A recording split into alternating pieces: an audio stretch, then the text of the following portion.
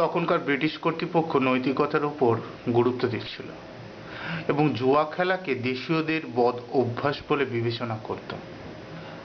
জুয়া খেলার কারণে 1841 সালে গালিবকে সতর্ক করে দেওয়া হয় এবং 100 রুপি জরিমানাও করা হয়। কিন্তু পরবর্তীতে দিল্লির কোতোয়াল ফয়াজ হাসান খান গালিবের বাড়িতে হানা দিয়ে জুয়া খেলারত অবস্থায় তাকে পাকড়াও করেন এবং বিচারে তাকে 6 মাসের সশ্রম কারাদণ্ড ও 200 রুপি জরিমানা করা হয়। হাজতেও মুঘল আমলের উর্দু কবি মির্জা আসাদুল্লাহ খান গালিব দিব্যি খোশ মেজাজে শের শায়েরি করছেন। একজন পাহারাদারকেও জুটিয়ে নিয়েছেন জেলের ভেতরেই সমাজদার হিসেবে। সম্পত্তি হারানো, সন্তানের মৃত্যু, কোনো শোকই তাকে স্পর্শ করতে পারে না। কেউ তরোয়ালের জোরে সম্রাট, সে কলমের জোরে সম্রাট।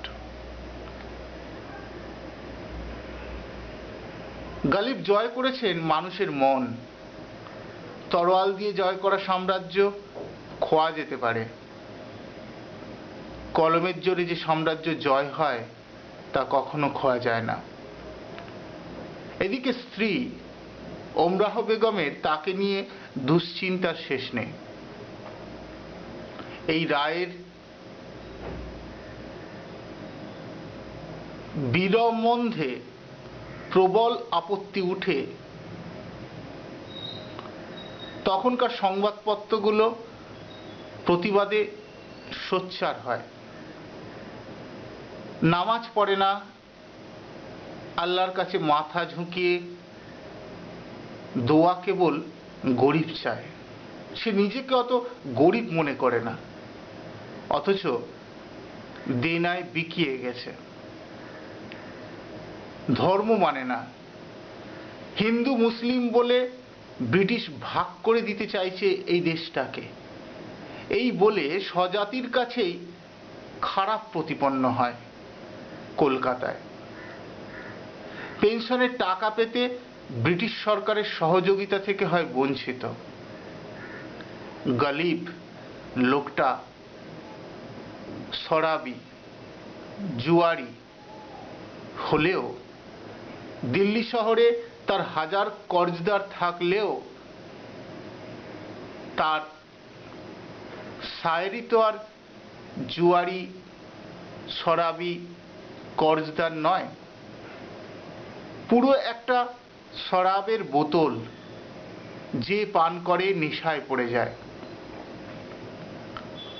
পুরো দেশটাকে গালিবের আভারী করে তুলেছে।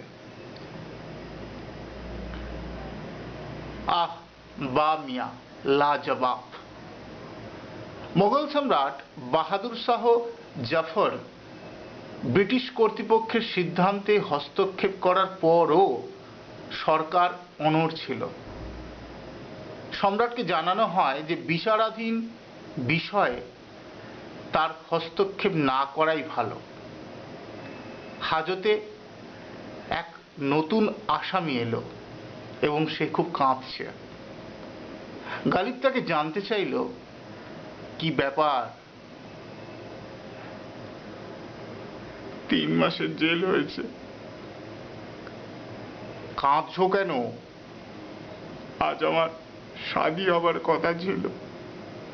গালিব হো হো করে হেসে ওঠে।